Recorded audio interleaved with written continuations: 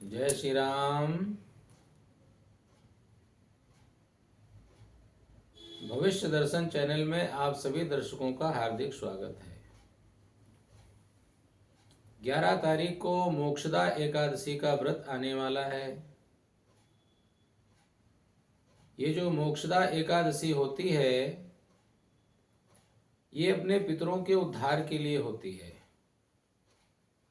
इसीलिए सभी भक्तों को इस एकादशी का व्रत नियम निष्ठा पूर्वक श्रद्धा और भक्ति से करना चाहिए। दसवीं वाले दिन सात्विक आहार यदि एक ही टाइम लें तो ज़्यादा अच्छा है। रात्रि में कुछ न खाएं, हल्का फलाहार ले लें। एकादशी अर्थात 11 तारीख को एकादशी का व्रत है। 11 तारीख को प्रातःकाल स्नान करके पवित्र हो जाएं, शुद्ध वस्त्र धारण करें और भगवान विष्णु का अगर विग्रह है, भगवान विष्णु की कोई मूर्ति है, कोई फोटो है, उसके पास में जल, धूप, दीप, पुष्प, कुछ फल, पंचमेवा इत्यादि जो भी सामग्री उपलब्ध है लेकर के बैठ जाएं, पवित्र होकर के आसन के ऊपर। और धूप दीप जलाने के बाद में भगवान से प्रार्थना करें कि हे प्रभु, हाथ में जल लेकर के संकल्प करें कि आज मैं एकादशी का व्रत करूंगा या करूंगी। इससे हमारे जन्म जन्मांतर के जो पाप हैं वो सब नष्ट हों और हमारे पितरों को सद्गति प्राप्त हो। और इस व्रत को श्रद्धा भक्ति से नियम निष्ठा से करने की शक्ति और सामर्थ्य हमें प्रदान करें, ऐसा भगवान विष्णु के सामने हाथ जोड़ के प्रार्थना करें और प्रतिज्ञा करें। फिर भगवान विष्णु की यथाशक्ति जितना हो सके उस तरह से पूजन करें और सारा दिन व्रत रखें। व्रत में फलाहार, दुग्ध इत्यादि ले सकते हैं और भगवान के जितने भी मंत्र हैं उनमें से जो भी मंत्र आपको आता हो, बड़ा ही सरल और बड़ा ही प्रभावशाली जो भगवान का मंत्र है, द्वादशाक्षर, ओम नमो भगवते वासुदेवाय अथवा ओम नमो नारायणाय, इन दोनों मंत्रों में से कोई भी मंत्र का आप जाप करें या दोनों मंत्रों का जाप करें तो भगवान विष्णु की कृपा से एकादशी का जो व्रत है अत्यंत प्रभावशाली हो जाता है।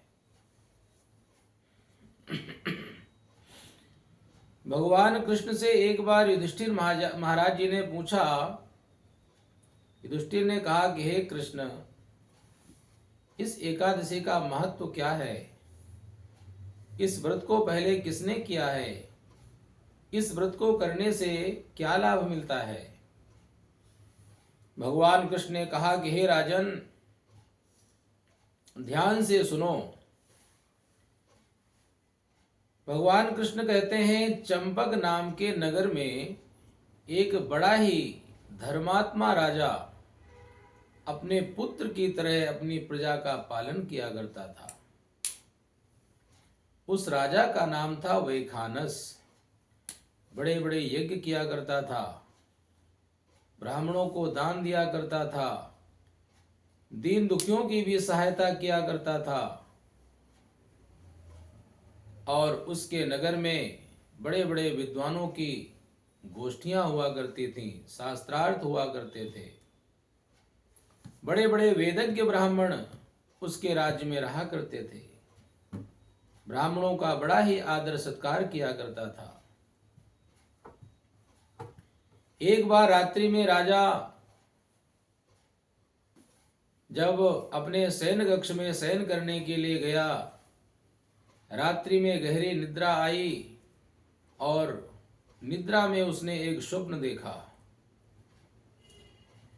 उसने देखा कि उसके जो पिताजी हैं वो नरक में अनेकों प्रकार की यातनाएं भोग रहे हैं और उसके पिता कहते हैं कि हे बेटा, हे पुत्र, हे राजन, तुम मेरी सहायता करो, मैं घोर नरक की यातनाएं भोग रहा हूं, तुम इतने बड़े धर्मात्मा राजा हो, मेरी रक्षा करो। तुम मेरे पुत्र हो। राजा को बड़ा आश्चर्य हुआ कि हमारे पिता इतने भयानक नरक में यातनाएं भोग रहे हैं, पता नहीं कौन सा कर्म इन्होंने किया होगा, मुझे पता लगाना चाहिए।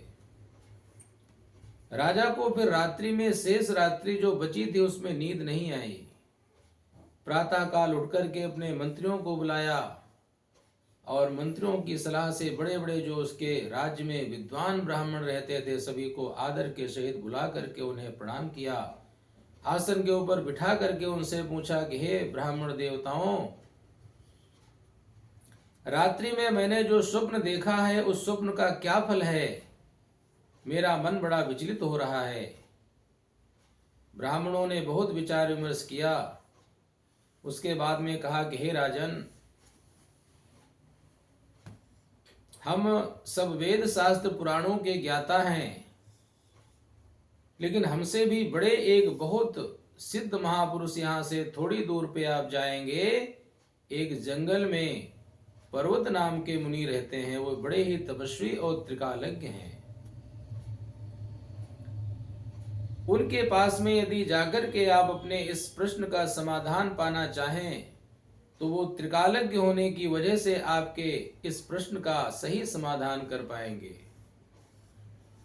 राजा ने ब्राह्मणों की बात मान करके कुछ दूर जाने के बाद में एक जंगल था, उसी में पर्वत नाम के बड़े ही तपस्वी मुनि वहां पे अपने आश्रम में रहते थे। बड़े बड़े सिद्ध संत और श्रेष्ठ विद्वान ब्राह्मण तपस्वी वैष्णव उनके आश्रम में अपनी जप तप साधना में लगे हुए थे। राजा ने जाकर के पर्वत मुनि के चरणों में दंडवत प्रणाम किया। मुनि ने देखा कि राजा हमारे आश्रम में आए हुए हैं, तो मुनि ने पूछा कि हे राजन, आपके राज्य में सब कुशल क्षेम है, कोई कष्ट तो नहीं है? तो राजन उनके चरणों में प्रणाम करते हुए कहा कि हे महाराज, हे महातपस्वी मुनि, आपकी कृपा से हमारे राज्य में सब कुछ कुशल है, परंतु मैं स्वयं अंदर से बड़ा ही विचलित हूं और मेरी अशांति का कारण जो है वो तो आप जानते ही हैं। राजा ने जब बताया कि मैंने स्वप्न में ऐसा ऐसा स्वप्न देखा रात्रि में, तो पर्वत मुनि ने ध्यान लगा करके अपने तीसरे नेत्र से उन्होंने जब देखा तो उन्हें पता लगा कि इनके जो पिता हैं उनसे एक अनजान में बड़ा पाप हो गया। आंख खोल करके पर्वत मुनि ने कहा कि हे राजन, तुम्हारे जो पिता थे उनकी दो पत्नियां थीं।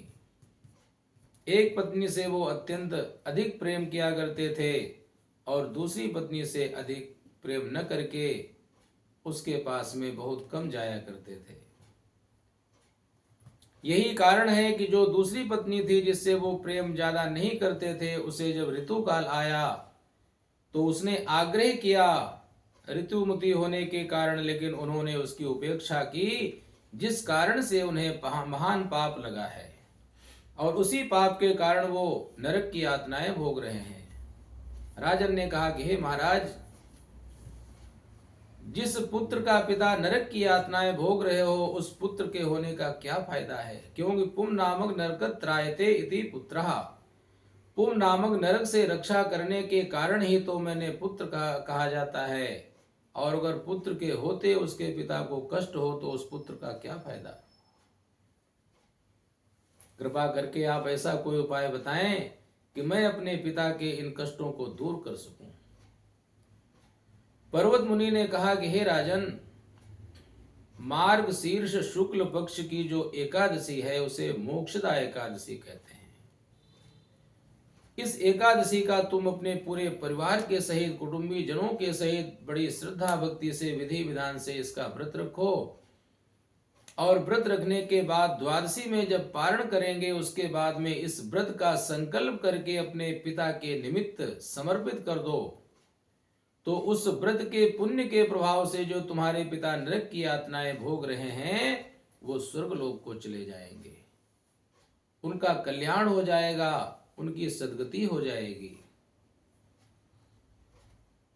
तो वैखानस नाम के जो राजा थे, उन्होंने पर्वत मुनि के बताए हुए विधि विधान के द्वारा दशमी को एक समय भोजन किया, एकादशी को निराहार रह करके भगवान विष्णु की आराधना की, नियम निष्ठा से व्रत किया, एकादशी की कथा श्रवण किया, द्वादशी को पारण करके उसके बाद में संकल्प लेकर के कि जो भी मैंने एकादशी का मोक्षदा एकादशी का व्रत किया है, उसका जो पुण्य फल है वो मैं अपने पिता को समर्पित कर रहा हूं।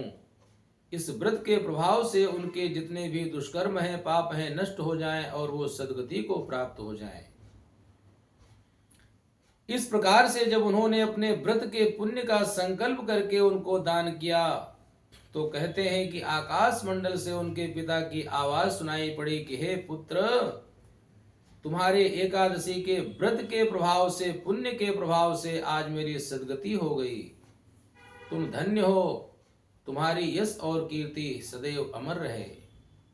इस प्रकार से जो उनके पिताजी हैं वो स्वर्गलोक को चले गए।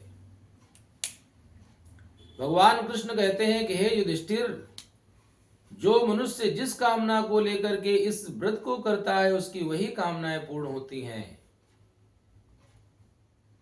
इस मोक्षदा एकादशी का व्रत करने वाला जो प्राणी है उसके पितरों की सद्गति होती है। व्रत वाले दिन इस कथा को अवश्य ही पढ़ना चाहिए अथवा सुनना चाहिए और उसके बाद में द्वादशी को पारण करना चाहिए।